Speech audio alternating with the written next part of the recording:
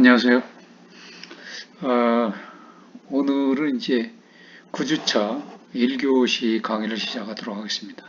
여러분 뭐 공지사항 봤듯이 지난주까지는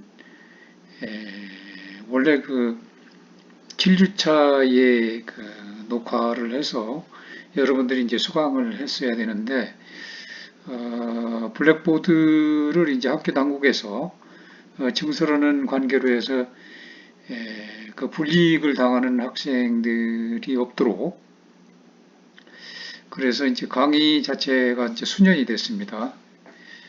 그래서 8주차 강의가 그대로 수년이 됐고 강의를 7주차에서 8주차로 수년이 됐고 따라서 오늘은 이제 9주차에 이은 그 강의를 시작하겠습니다.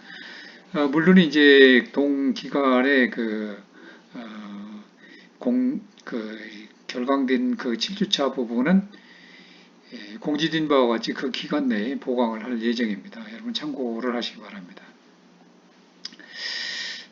오늘 그 소 주제는 이 동물복제, 동물권과 동물 보호에 대한 그 강의를 시작하도록 하겠습니다.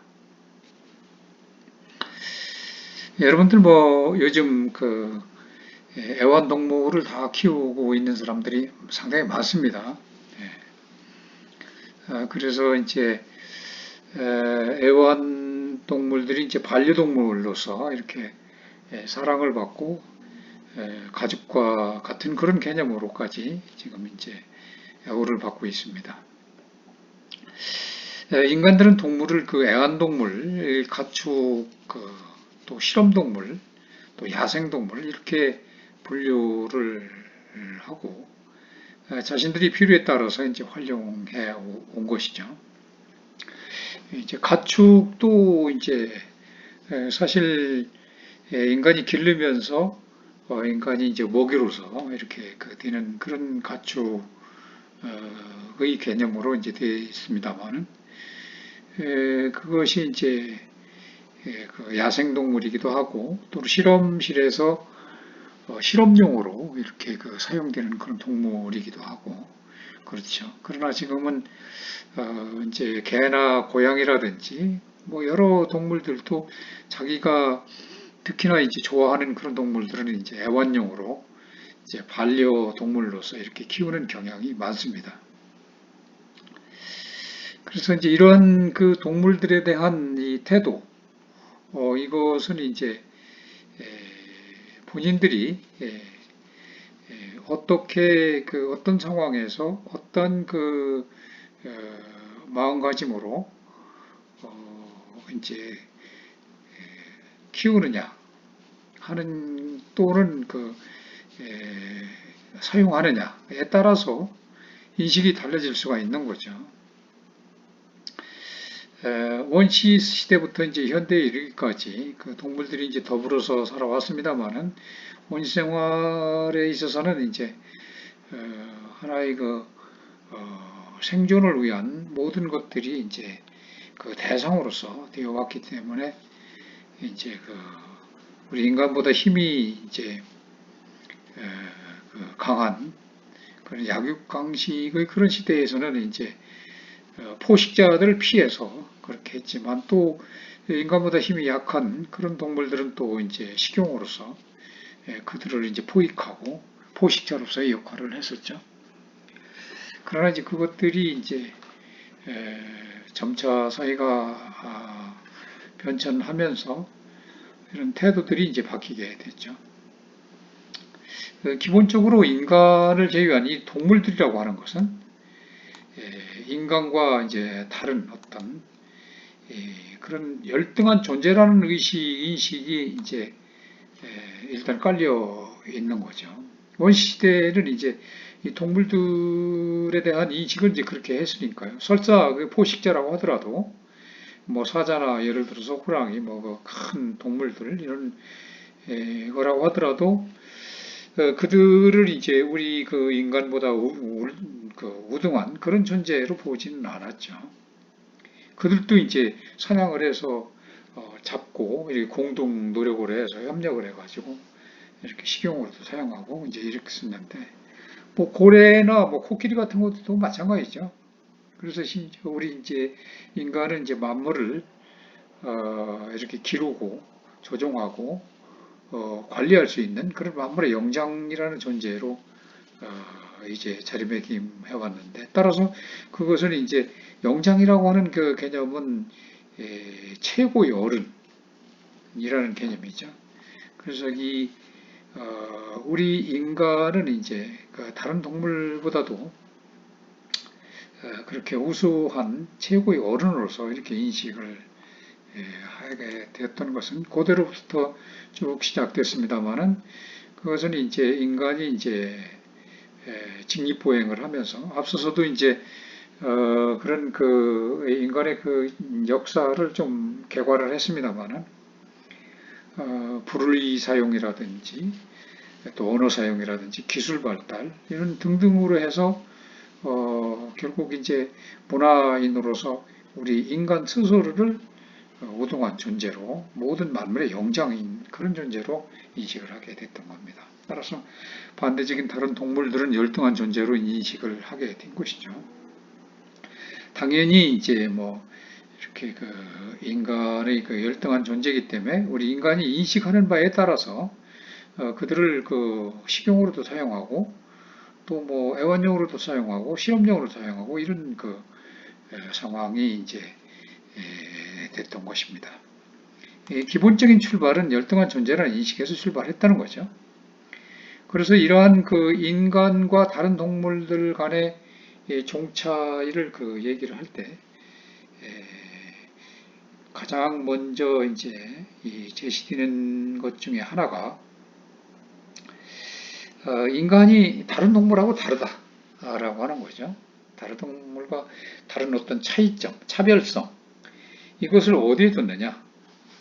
그것은 인간이 이제 도덕성을 갖고 있다는 거죠. 도덕적 행위 능력을 가졌다. 그러니까 본능대로 움직이지 않고 이 도덕적인 행위 능력을 가졌다고 하는 것은 도덕성이 이제 인간만이 갖고 있는 인격적 특질 이런 것들이 갖고 있다는 거죠. 그건 도덕성과 윤리성을 얘기하는 건데 이것을 이제 다른 어떤 짐승과 차별성으로서 그야말로 본능에만 움직이는 소위 그 동물들은 약육강식의 그런 그 생태계죠. 정글의 법칙이 그렇고 그래서 이제 그러한 것을 초월하는 인간만이 갖는 도덕성, 윤리성이 있기 때문에 인간은 본능적으로만 움직이지는 않죠. 이성적인 것인 뿐만 아니라 이성과 감성을 가미한 그런 행위를 하고 있는 것입니다. 그래서 아무리 배고파도 이제 뭐 자기 자식부터 이제 먹이를 준다든지 음식을 준다든지 또는 아무리 내가 이제 다른 나보다 약한 동물들을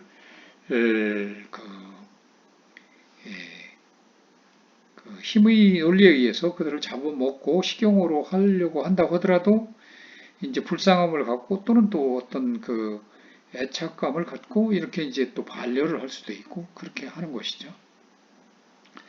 그게 동물과 틀린 점이 바로 그런 점들입니다. 도덕적 행위 능력. 그래서 우리 인간이 이 특성을 갖고 있는 것 중에서 동물과 차별되는 것 이런 속성들이 있는데 이거를 우리는 이제 일반적으로 도덕적 특성이다라고 이렇게 얘기를 하죠. 그래서 이런 이 도덕적 특성 이것은 이 동물과 구별되는 그런 특성인데 그런 점은 또 어떤 것인가? 그런 그것은 바로 심리학적인 어떤 능력이라든지 이 특성들이 인간하고 동물하고 이제 구별되는 차이점으로 나타나게 되는 것인데요. 그것은 기본적으로 이제 어떤 자기의식, 또 이성, 또 자율성, 또 언어 사용, 이런 어떤 이 능력이라든지 도덕감이나 양심, 또는 자유의지, 이런 그 자기 행동에 대한 책임, 이런 거죠. 이게 바로 이제 이 인간의 우월성, 인간의 만물의 영장성을 나타내는 것이기도 하고, 또 인간의 특성이기도 한 것이죠. 동물과의 그 차이점인데, 이 동물들은 자기 의식을 좀 인식하는 동물도 있는 경우가 있고, 대부분은 이제 그렇지 않죠. 이제 거울을 비춰서 그게 자기라고 하는 것을 알 수 있는 이 자기 의식을 하는 그런 실험들이 좀 있죠. 그리고 이제 이성적이지 않죠. 자율성도 다른 동물들은 없는 거고, 언어 사용이 물론 있습니다만은 인간만큼 발달된 언어 사용이지는 않고요. 도덕이나 양심 같은 것은 사실상 찾아보기가 힘들고, 자유의지라는 것은 있을 수 있습니다만은 인간의 자유의지와는 좀 다르죠. 이 책임감도 역시 마찬가지죠. 그런데도 불구하고 이러한 특성이나 능력이 이제 결여된 경우가 있습니다. 우리 인간이라고 하더라도 지금 얘기한 이러한 인간적인 특성들, 이런 것이 부족하거나 또는 아예 없는 경우도 있을 수가 있는 경우죠. 예컨대 이 태아 같은 경우 또는 그 유아들은 이제 이런 것들이 능력이 이제 그 결여되어 있죠. 그렇지만 이들이라고 해서 이 능력이 이제 그 아주 없는 건 잠재되어 있지 않은 것이라고 볼 수는 없는 것이고, 앞으로 이제 지속적으로 발달될 수는 있는 것을 우리가 예측할 수가 있죠. 그리고 또 이 정신 이상인 사람도 있고, 또 그 정신 이상뿐만 아니라 회복이 불가능한 어떤 혼수 상태에 빠진 그런 사람들도 있죠. 이런 경우는 앞서서 얘기한 인간적인 어떤 특성, 정상적인 인간으로서의 갖고 있는 특성, 차별성, 다른 동물과의 차별성이 없는 상태입니다. 이 경우라고 하더라도 이런 사람들은 이전에 그 능력이 있었을 때가 있었던 거고, 이 잠재력이 또 있기 때문에 이 동물과는 다르다라고 생각할 수가 있는 상태입니다.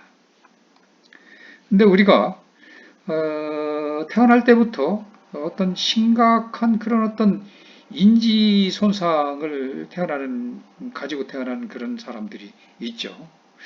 그러면 이런 사람들은 어떻게 보여야 될 것인가?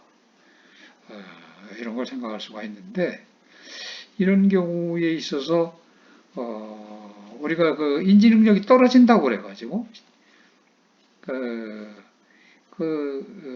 지능이 높은 어떤 특정 동물들도 지능이 있죠. 그래서 지능이 높은 특정 동물보다도 또 아주 그 인적 손상이 아주 커가지고 사람이라고 하더라도 이 심리적 특성도 더 열악하고 미래의 어떤 이제 개발될 잠재력도 없는 경우가 있을 수 있는 거죠. 그랬을 때 이런 경우에 인간은 그야말로 과연 우리가 정상적으로 갖는 인간의 높은 도덕성, 그런 도덕성에 입각한 어떤 인간의 그 지위, 이런 것들도 가질 수가 있는 것이냐, 이런 문제가 발생되죠. 그래서 이러한 사실이 우리 인간이 근본적으로 이 동물과 다른 심리적 특성을 가졌다라고 하는 일반적 생각들, 이런 경향성의 이제 문제를 나타날 수가 있는 거죠.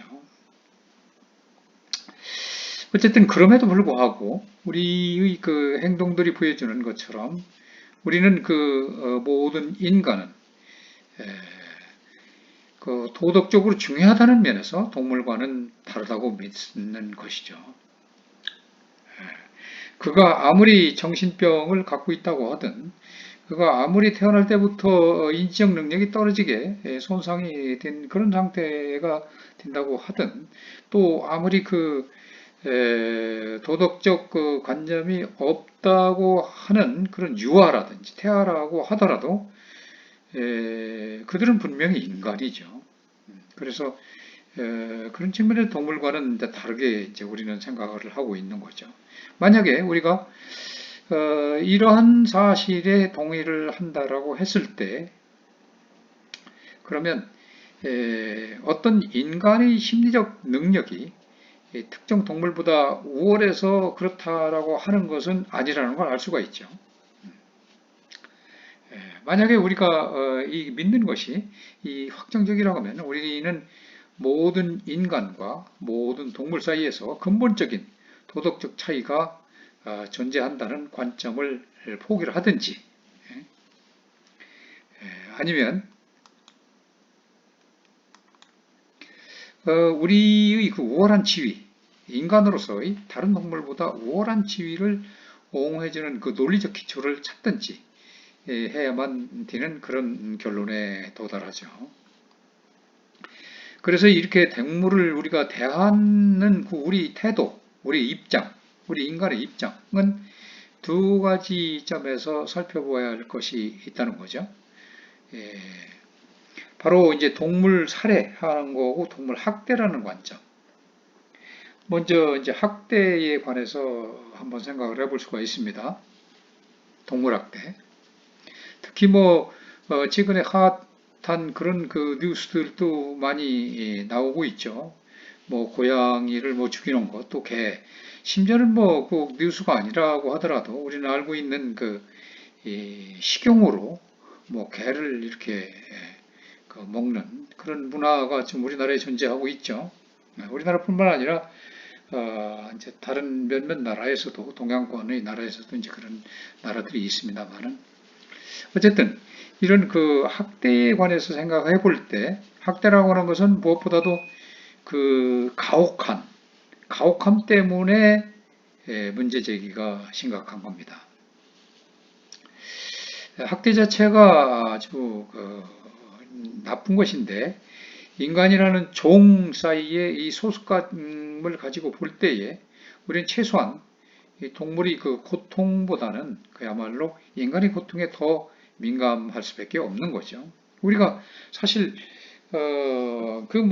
동물들을 학대하고 이렇게 하는 것을 보면서 그 안타까움 그리고 그 동물의 그 고통감을 공유를 하기도 하는데 그보다는 그 인간으로서의 인간이 고통받을 때 더 심각한 그런 어떤 고통을 느끼죠. 이게 바로 인간이라는 같은 종 사이의 소속감이라는 측면으로 이제 보게 되는 거죠. 그래서 우리는 이게 최소한 동물의 어떤 그런 고통보다는 인간의 고통에 민감할 수밖에 없다라는 것이죠. 고통이 본질적으로 나쁜 것이라는 그 이유 외에도 고통은 이 긍정적인 경험과 그 가치로부터 나오는 모든 행위들을 가로막는 그런 것입니다. 이 동물보다는 인간이 행동과 경험 면에서 더 많은 가치를 지니고 있기 때문에 이 고통의 기희비용도 일반적으로 비쌀 수밖에 없죠. 고통이라고 하는 것은 인생의 나머지 부분을 짓이기는 효과를 가지기도 합니다. 예컨대 유아들에게 고통을 가하는 것은 그들의 삶 전체에 해를 입히는 결과를 가져올 수가 있는 것이죠. 물론 이 동물의 삶에도 고통이나 잔인함에 미치는 해악이 비슷한 효과가 있을 수는 있습니다. 그러나 동물의 삶은 인간보다 짧고 일반적으로 동물은 인간보다는 가치가 작기 때문에 동물이 사람이 느끼는 심리적인 상처보다는 덜 심각한 상처를 받을 수도 있다고 보는 것이죠. 오늘날 일부 동물들도 고통을 느낄 수 있다는 것을 부정한 사람은 없을 것입니다. 그러나 구체적으로 어떤 동물이 어떻게 고통을 느끼며 우리가 그것을 어떻게 입증할 수 있느냐 하는 그런 점에 있어서는 논란의 소지가 많죠. 예컨대 그 버먼드라는 사람 그 학자에 따르면 이 고통이라고 하는 것은 의식 경험이다. 그리고 동물들이 고통을 느낄 수 있는가 하는 것은 문제는 그들이 의식을 가질 수 있는가에 의해서 결정된다라고 이렇게 말하고 있습니다. 그런데 계통 발생학적으로 본다면 최근에 형성된 뇌, 전두엽이 잘 발달된 존재를 의식적 존재라고 하는데 그렇다면 인간 외에 고통을 느낄 수 있는 동물은 유인원과 돌고래 정도로 생각할 수가 있는 것이죠. 그렇지만 버먼드의 생각과는 달리 대다수의 그 척추동물들이 고통을 느낄 수 있다는 증거들은 다양하게 많습니다. 그들은 인간과 유사한 신경계를 가지고 있는데 인간에게서 발견되는 고통과 쾌락의 중추라고 하는 것은 조류와 포유류, 어류에서까지 발견되면서 이 통증 행동에 관하여는 신경 메커니즘은 모든 척추동물에게 발견되고 있는 것입니다. 언뜻 보기에 고통과 쾌락을 느낄 수 있다는 진화적 사실은 일부 동물들에게 일정한 도덕적 지위를 부여하는 것으로 보일 수도 있다. 하지만 그들에게 이 도덕적 지위를 부여하는 그 여부는 결국은 우리 인간 자신의 도덕적 기준입니다.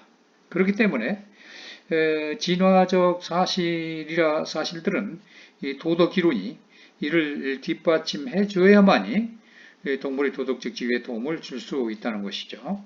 이처럼 그 과거로부터 인간은 동물과의 사이에 분명한 차이가 있었고 그리고 이것은 질적인 것이라고 생각해 왔죠. 단지 다른 종에 속했다는 이유로 차별을 정당화하는 것은 일종의 편견일 수 있는데 이는 인종차별이나 남녀차별과 같은 차원에서 보아야 된다는 것이죠.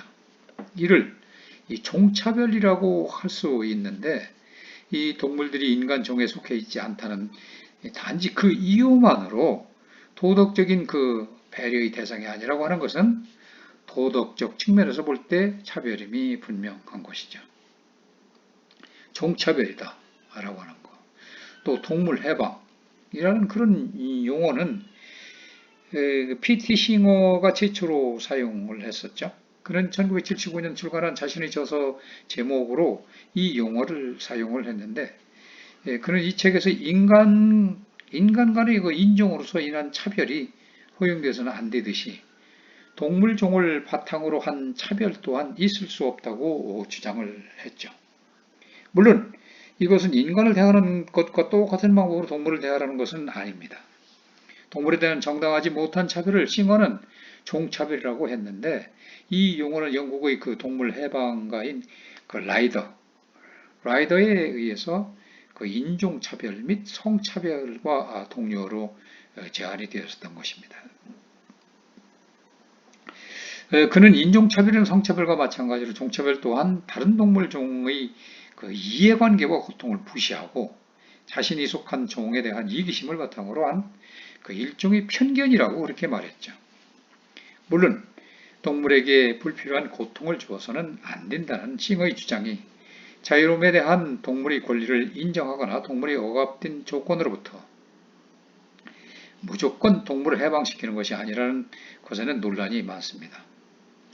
이 반어는 이 생물종에 대한 총합적인 복지 촉진과 생태계의 그 보전을 확보하려는 목적인 때에는 동물 해방주의자들도 사냥을 지지해야 한다고 주장하고 있습니다. 치료적 사냥은 동물의 수를 적절히 유지하기 위한 정교한 도구라고 주장을 하죠. 이를 최소 유린의 원칙이라고 할 수 있는데 이 원칙에 따르면 그 어떤 개체의 권리를 부득이 유린해야 할 때는 그 개체가 겪을 고통과 비교하여 가능한 한 적은 숫자의 개체의 권리를 유린하도록 해야 한다는 주장이죠. 한편 이 동물이라고 하는 것은 인간이 이용을 위한 자원이라는 것의 생각에 반대해서 그 연합한 동물 해방 운동이 있는데 동물 해방 운동은 동물 이용에서 발생하는 고통의 최소화를 위해서 최선의 노력을 하지만 동물이 인간의 자원이라는 개념에는 원칙적으로 도전하지 않는 전통적인 동물 복지와는 구분되는 것이죠. 켈리 코트는 이 동물 해방과 환경윤리 조화를 제안했는데 이 공동체 내에서 인간이 동물을 포함한 다른 생명체들을 어떻게 다뤄야 하는지를 설명하고 있습니다. 인간과 동물은 확연히 거리가 먼 관계이지만 애완동물의 경우는 대리 가족으로서 그 특별한 관계를 지닌다고 볼 수 있습니다. 따라서 그 주장은 인간이 모든 자연을 존중해야 한다는 것으로서 동물을 활용할 때도 사력 있게 동물을 선택하여 신속하게 죽이고 낭비 없이 이용해야 하며 이 과정에서 동물을 정중하게 대해야 한다고 그렇게 보고 있습니다. 벤토는 동물의 권리를 세 가지로 구분해서 이를 인간이 존중해 준다고 주장하고 있는데 이 권리들은 이제 다음과 같이 얘기할 수 있죠. 첫째, 불간섭의 권리로서 이는 인간이 동물을 감금하거나 그들이 자율성을 해방하는 행위를 하지 않을 책임이 있다는 것이죠. 둘째로 이 가능성의 권리입니다. 동물들이 그들이 필요에 부합한 복지를 확보할 수 있는 생활 환경을 마련하고 보존하는 것이죠. 셋째, 방어의 권리인데 이것은 인간이 동물들이 필요와 복지 부분을 방해하지 않을 책임이 있다는 것을 뜻합니다. 한편 19세기 사이 진화론이 동물에 대한 인간의 우위를 입증하려고 다양한 논거를 제시했다면 반대로 현대의 진화론은 인간이 인간 아닌 동물과의 차이가 크지 않다는 것을 보여주고 있습니다. 말하자면 종 간의 차이가 고정불변한 것이 아니라는 것과 동물에게도 어느 정도의 도덕성이 있고 고통도 느낄 수 있다는 것을 보여주고 있는 것이죠. 1975년도 사이동물학을 발표해서 20세기 생물학의 한 분야를 개척한 에드워드 윌슨. 윌슨은 오랜 진화의 과정을 거치는 동안에 우리 인간은 물질적, 정신적으로 자연과 아주 깊은 연관을 맺게 되었기 때문에 건강한 자연과 함께 할 때에만 비로소 참된 인간성의 구현이 가능하다고 보았습니다. 윌슨은 이러한 자신의 자연 진화 사상을 바이오필리아, 가설로 정리를 했죠. 바이오필리아라고 하는 것은 우리 인간의 마음속에는 자연계의 모든 생물에 대한 애착심, 소위 얘기하는 이제 사단지심에서 얘기하는 측은지심이죠. 가엾고 이제 불쌍한 차마 어찌할 수 없는 마음, 그런 것들이 내재되겠다라고 보는 그 사고방식이죠. 그래서 이는 인간이 자연계의 과정에서 오랜 다른 모든 생명체들과 어떻게 본원적으로 관련되어 있는지를 설명해주는 그 개념인데요. 윌슨은 인간이 다른 생물종에 대해서 측은지심을 갖게 된 것은 인간 종족의 발달사와 밀접한 관계가 있으며 인류의 정신적, 물질적 발전에 있어서 필연적인 과정이 있다고 보는 겁니다. 그래서 이 가설은 자연은 인류가 생존 유지와 종집 번식을 위해서 필요로 하는 물질 자원의 공급원이라는 피상적인 어떤 관념을 훨씬 넘어서서 인간은 심미적, 지성적, 이기적, 심지어는 정신적 관점과 만족을 위해서도 자연에 의지할 수밖에 없다라고 하는 이런 가설인 것이죠. 그래서 그는 인간을 제외한 지구상의 모든 생물에 대해서 그들이 영원히 존속해야만 하는 본원적 권리를 가지고 있고 그런 권위를 인정하는 것이 곧 인류의 의무이자 책임이라고 이렇게 규정을 하고 있는 것입니다. 이렇게 할 때 우리가 우리 자신을 필요 이상의 고매한 존재로 파악하지 않게 되게 되는 것이고 또 다른 동물 종보다 우월하다는 불필요한 의식도 이게 버리게 될 것이라고 이제 말하고 있는 거죠. 그래서 자연 생태계의 위협에 직면해서 만약 우리가 생물 다양성의 훼손을 방치하게 된다면 이 생태계의 파손이라고 하는 것은 결국 우리 인류의 미래보다도 심각한 영향을 미칠 수 있다고 하는 것입니다. 만약 지구의 일부분이라도 종단위성의 야상 생태를 갖다가 그대로 유지할 수 있다면 언젠가는 생물권이 다시 회복하게 되고 우리 후손들은 자연이 제공하는 모든 이런 혜택을 누릴 수가 있을 것으로 전망을 하고 있는 것입니다. 다음은 이제 소주제로서 인종과 민족의 갈등이라는 그 사회 진화론과 민족주의에 대해서 살펴보도록 하겠습니다. 최근 러시아에서 인종 간 갈등으로 이제 폭력 사태가 이제 난 것이 있었죠. 2006년도 일입니다.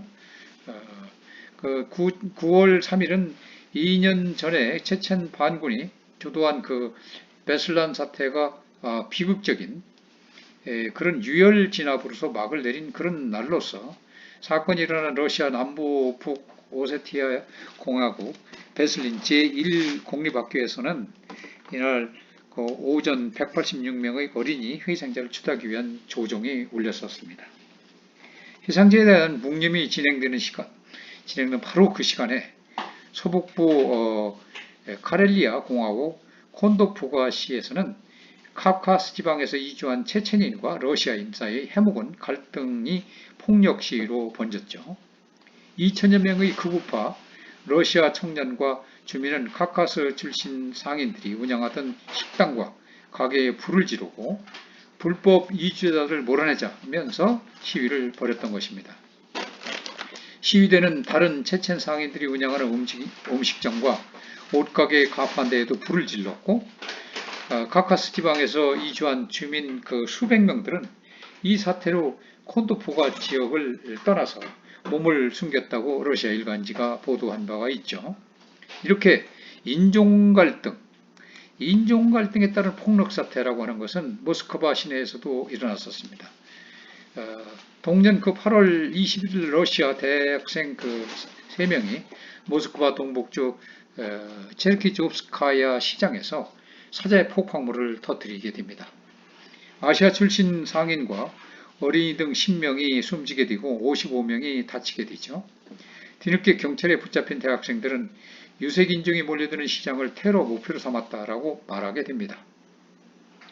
러시아 내부의 이 같은 인종 분쟁은 공권력으로 해결할 수 없는 그 지경으로 확산되게 되었죠. 주로 러시아 북부와 시베리아 지역에서 활동하던 폭력주지 스킨헤드는 사회주의 붕괴 이후에 오히려 세력을 확대해 모스크바 시내에서도 외국인에 대한 무차별 테러를 자행하고 있었습니다. 한국 내 타인종 외국인만 이미 수백만 명 시대가 이제 도래됐는데 외국인 노동자가 대거 유입되고 있으면서 농촌 총각들이 이제 국제 결혼이 굉장히 증대되고 있죠. 그래서 이에 따른 그 아시아계 여성들의 입국도 급격하게 증가되고 있습니다. 베트남이라든지 필리핀이라든지 중국 이런 곳에서 급격하게 이제 증가되고 있죠. 그런데 같은 민족인 그 조선족, 이 중국에서도 조선족의 유입도 이 비즈니스와 취업 등으로 이제 그런 목적으로 해서 선진 외국인들의 그 국내 진출도 꾸준히 증가 추세에 있습니다. 이제 한국 사회가 그야말로 이제 5천년 역사의 그 배달의 민족, 단일 민족 이런 이제 언급은 이제 무색하게 된 것이죠. 그래서 한국 사회가 다인종이고 그리고 다민족이고 다문화 사회로 이제 접어들고 있는 것입니다. 이제 그들의 그 2세들은 초중고등학교를 다니고 이제 국방의 의무까지 이제 담당하게 되는 그런 시대에 이제 와 있는 것이죠. 그래서 우리 이 법무부의 통계 등을 따라서도 우리가 보면은 이제 그 인구가 이제 계속해서 늘고 있다고 지금 1.5% 내지 2%까지도 다다랐다고 이제 그런 통계도 나오는 경우가 있죠. 국제 결혼 건수도 상당히 많이 증가되고 있는 사태에 있습니다. 한국인과 그 외국인 사이에 나타난 이 코시안, 소위 얘기하는 이제 코시안과 에메라시안, 이런 등 혼혈인 과 미립국 조선족 등 통계 잡히지 않은 많은 그 외국 출신인들이 계속해서 늘어나고 있는 것이죠. 그래서 훨씬 이제 그 100만여 명이 이제 늘어나고, 전체 인구 수도 2%를 넘는다고 이게 추산되고 있죠. 그래서 이러한 그 아시아 출신이나 러시아 등 이제 동유럽, 남아메리카 등 이제 낙후 지역 출신 외국인들은 미국이나 일본 등 선진국 유입 외국인과 달리 한국에 이제 정주하려는 이 특징이 이제 강하게 됐죠. 이번 코로나 그 사태에 봐서도 우리는 이제 세계에서 주목할 만한 선진국으로 이렇게 인정이 되고 있는 그런 그 영향도 있습니다만은 국제적인 위상이 계속 높아지고 있기 때문에 우리나라에 대한 이 정주를 하고자 하는 그 외국인 출신들이 많이 늘어나고 있는 게 현실입니다. 그래서 그야말로 이제 그 우리 그 이제 다민족, 다문화 이런 것들을 중시해야 되는 그런 국가 정책적으로도 중시해야 되는 그런 시대가 지금 온 것이죠. 그래서 이들 그 타인족 외국인들이 이제 이 우리나라에 살면서 여러 가지 겪는 그런 그 고충, 이 차별이 아주 심각한 문제로 대두되고 있죠. 물론 뭐 옛날보다는 많이 이제 개선되어 인식의 이제 그 음, 발달로 해서 우리가 인식이 이제 제고되면서 외국인에 대한 어떤 차별이라든지 이런 것도 많이 이제 좀 점차 감소되는 측면이 있지만 아직도 그런 그 차별에 대한 문제점이 계속 제기되고 있는 거죠. 선진국에서 들어온 외국인들은 그래도 이제 나은 편이지만 동남아 특히 그 국가 외국인이나 혼혈인에 대한 냉대가 이제 사실상 보이지 않는 그런 것이 존재하고 심각한 정도에 또 이르고 있는 것이죠. 초중고등학교에서의 그 혼혈아들이 이제 특히 이제 많이 그런 고충을 갖고 있는 것이죠. 그래서 이제 이 한국 사회가 그야말로 이제 이 다름과 차이를 인정하고 이들을 수용하지 않을 경우에 그야말로 그 프랑스 등 유럽 국가들이 겪고 있는 그런 인종 갈등 이런 것과 같은 이 사회적 충돌을 배제할 수는 없게 될 것입니다. 그래서 또한 이런 그 이에 대한 경제적 어떤 사회적 정치적인 그 비용 문제 이런 것들도 한국 사회에 이제 어떤 그 큰 사회적 혼란, 근간을 흔들 수도 있다라고 볼 수가 있는 거죠. 그래서 이 다민족, 다인종, 다문화 사회를 우리가 포용할 수 있는 어떤 그런 법적인 제도적인 장치를 시급히 마련해야 되고 인종과 민족 차별적인 전통 의식을 세계화 시대에 걸맞는 열린 의식으로 전환하는 운동에 나서야 되는 것입니다. 이제 외국인 노동자나 혼혈인의 증가로 해서 그야말로 한국도 이제 다인종 국가, 다문화 국가, 복합 국가가 되고 있습니다.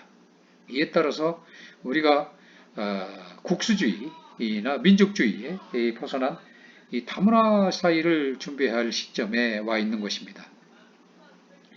이제 우리 문화가 다민족, 다인종 국가로 진입하기 위해서는 이 풀어야 할 그런 과제가 많습니다. 한쪽의 가치를 강요하는 그야말로 일방적 통합이 아니라 서로를 이해하는 문화를 만들고 존중하는 이런 그리고 소통이 반드시 필요한 그런 상황입니다. 그런데 이러한 인종 문제는 우리 다인의 그 진화론과 이 진화론에 근거한 19세기 진화론과는 많은 관련이 있는 것입니다. 그래서 다윈이 정의 기원이라는 그런 그 책을 발간을 했고 또 인간의 유래라는 책을 이제 발간할 당시에는 이 자연 선택에 의한 진화의 이론이 학설로서 확고한 지위를 가지지는 당시에는 못했습니다. 그의 그 진화론이 인정받게 된 것은 그 이후에 맨델의 그 유전 법칙 그리고 왓슨 그리고 크릭의 그 DNA 구조 해명과 더불어서 일어나게 됐던 것이죠. 그래서 이 다윈 시기의 진화론이라고 하는 것은 과학적 증명을 받을 길도 아직 없었고 진화를 이루는 그 메커니즘에 관한 일치된 학설도 뒤따르지 않은 상태였기 때문에 그랬던 거죠. 오히려 그 진화론이라고 하는 것은 이 과학보다는 신을 대신한 형이상학적 원리로 받아들여졌던 것입니다. 사람들은 그래서 진화가 발전적으로 이루어지며 진화 과정 자체가 바로 신이라고 생각했는데 당시에 이는 그 진화의 최고 정점에 있는 것이 바로 인간이라는 생각을 뒷받침해 주었던 것입니다. 따라서 이 19세기 사이 진화론은 그 진화의 특징을 도덕적인 지침으로 삼고자 시도를 했었던 것이죠. 사이 진화론자들은 그 진화론으로부터 인간의 삶과 지침을 구하여 사이의 각종 제도를 확립하고자 했었던 것입니다. 이로 인해서 동물에 대한 인간의 차별은 말할 것도 없고 인종차별이나 성차별까지도 옹호하는 입장을 제하였는데 이로 인한 그 폐해가 적지 않았던 것이죠. 결과론적으로 약육강식이 정당화되었었고 또 사회적 약자들의 그 삶은 철저하게 유린되는 그런 상황이 도래되게 되었던 것입니다. 사회 진화론자들의 이러한 그 견해에 대해서 바로 이제 비판이 있을 수가 있는 거죠. 다윈에 따르면은 그야말로 진화라고 하는 것은 아주 서서히 진행되는 과정에서 특정 어떤 생명체는 그 과정에서 주변 환경에 유리함으로 하여서 우연히 살아남은 것이지 그 생명체가 다른 생명체에 비해서 도덕적으로 우월하거나 강자이기 때문에 살아남은 건 아니라는 것입니다. 그렇기 때문에 이 진화는 발전이면서 인간은 진화의 피라미드의 최고 지위를 차지하고 있다는 것은 옳지 않다라고 하는 겁니다. 이것은 인간을 중심으로 한 일종의 형이상학인 것이죠. 또한 그 만약에 목적론적인 진화론이 옳다고 할지라도 상위의 존재들이 하위의 존재들을 마음대로 좌지우지할 수 있다는 생각은 그건 잘못된 것이라는 겁니다. 이 그러한 논리라고 한다면 인간보다 높은 그런 위치에 있는 존재가 출현한다고 가정한다면 그렇게 했을 때 그렇게 출현했을 때 그 존재가 인간을 식용으로 사용하지 말라는 근거가 없다는 거죠. 그 높은 지위에 있으니까. 하지만 그래 진화하는 그 생물 종들이 태초부터 살아온 과정에 대한 설명이고 그 자체가 바로 가치 중립적이라는 것입니다. 이는 지극히 우연히 이루어지는 그런 그 과정으로서 특정 존재가 우월하거나 열등하거나 하는 것과 상관없이 이루어진다는 것입니다. 따라서 이 진화라고 하는 것은 단순히 주어진 어떤 환경에 대해서 생명체의 적응 방식이면서 진화 자체는 그것은 선도 아니고 악도 아니라는 것입니다. 진화는 가치 중립적인 것으로서 어떤 판단도 개입되어 있지는 않다는 것입니다. 그래서 이제 인종이라는 이 피부색과 그리고 머리카락의 모양이라든지 인체의 계측을 통해서 드러나는 어떤 신체적 차이 이것을 근거로 인류를 황인종이다 또 백인종이다 흑인종이다 같은 이런 몇몇 그 범주로 구분하는 개념 이것은 19세기 진화론적 세계관과 맞물려서 소개되기도 했죠. 즉 19세기 말부터 20세기 초에 걸친 진화론의 확립과 더불어서 신체적 어떤 생물학적 특성과 지적 능력, 감정적인 상태와 연관성에 대한 그 아이디어가 바로 그 당시에 유행하기 시작했던 것입니다. 그래서 이러한 그 인종이라는 개념, 인종이라고 하는 개념이 생물학에서 생물체들을 분리하기 위해서 고안한 종의 개념을 차용한 것이지 이 초기에는 단순히 그 인류를 그 신체적 특징에 따라서 각각의 범주를 분류하는 데만 사용되었던 것입니다. 그렇지만 19세기 말에 식민 통치를 위해서 피부색과 신체적 외모가 다른 사람들과 만나게 된 그 서구 백인들이 결국 다른 인종들은 그들이 처한 그 열악한 환경 그리고 그 미개한 문명 그 수준을 해당 인종의 진화론적 발전 단계로 이해하게 되었고 이것이 인종주의 시초가 되었던 것입니다. 이게 바로 그들이 이용한, 그들이 명분을 삼아서 교묘하게 식민지를 통치하기 위한 도구로서 그렇게 이용을 하게 된 것입니다. 이게 바로 인종주의 시초라는 것입니다. 이를 토대로 해서 서구의 그 우월함을 만드는 과정에서 비서구적인 신체적 생리학적 특성에 대한 부정적인 생각을 하게 되었던 것이죠. 이 부정적인 그 상상이 인종 개량론, 또 민족 개조론과 같은 그런 제국주의 및 식민주의적 담론을 생산해내게 됩니다. 결과론적으로 인종주의라고 하는 것은 시간이 흐름에 따라서 백인, 확인, 흑인 등의 그 피부색에 따른 서열화된 인식 체계로 자리 잡게 되었고, 지배력을 갖춘 인종 집단이, 즉 백색 그 유럽 그 집단이 그렇지 못한 타자에 대해서 행사하는 매우 포괄적인 권력으로서 피부색의 차이에서 발달하여 궁극적으로 몸과 정신, 문화적 본질까지 뭉뚱그려 설명해버리는 환원적 인식 틀로서, 그리고 이를 뒷받침하는 물리적 권력 유형으로 가능하게 만들었던 것입니다. 소위에게는 문명인, 미개인이라고 하는 말들도 그들이 그때 만들어낸 용어인 것입니다.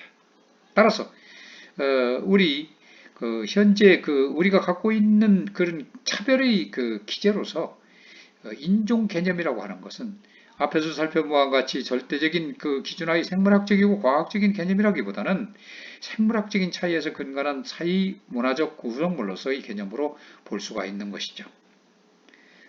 바꿔 말하면 임의적인 기준에 의한 단순 생물학적 분리 중 하나일 뿐인 그 인종이라는 개념에 또한 임의적으로 사회적인 문화적인 의미를 부여하고, 그에 따라서 인종 간의 능력의 차이를 주장하면서 차별하게 됐고, 그런 그 차별하게 되면서 사용된 개념일 뿐이라는 것입니다.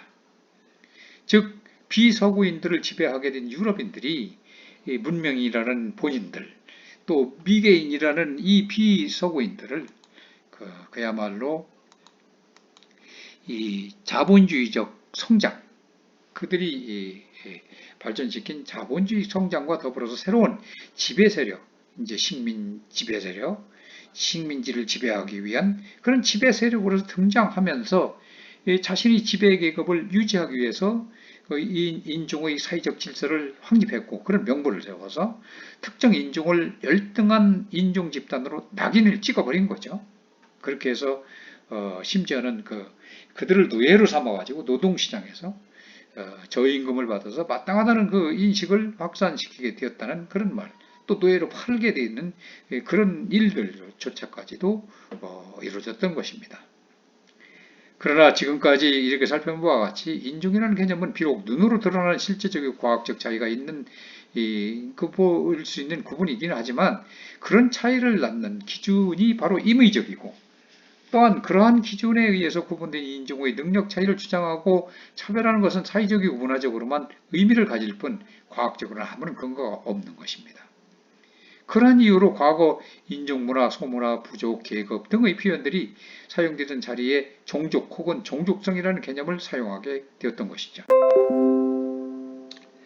종족 집단을 구성하는 이 종족 성은 그야말로 혈연관계나 언어, 종교, 역사와 같은 문화적 유산으로 표현됩니다. 따라서 가족이나 친족에게 느끼는 정서적 감정과 마찬가지로 종족성도 따로 설명할 필요가 없는 같은 문화를 공유하는 범주인 것입니다. 인종이라는 개념이 신체적 특징에 근거해서 분류하는 것인 반면에 이 종족은 그야말로 사회 문화적인 요소에 의해서 구분하는 개념입니다. 즉 종족성은 언어, 종교, 역사 등 다양한 분야의 사회 문화적 요소에 의해서 결정되는 것이고, 또한 종족성은 이 문화적 특질에 의해서 결정되기 때문에 요즘같이 문화 교류가 활발한 세계화 시대엔 종족성이 약화될 수밖에 없고 변할 수도 있는 겁니다.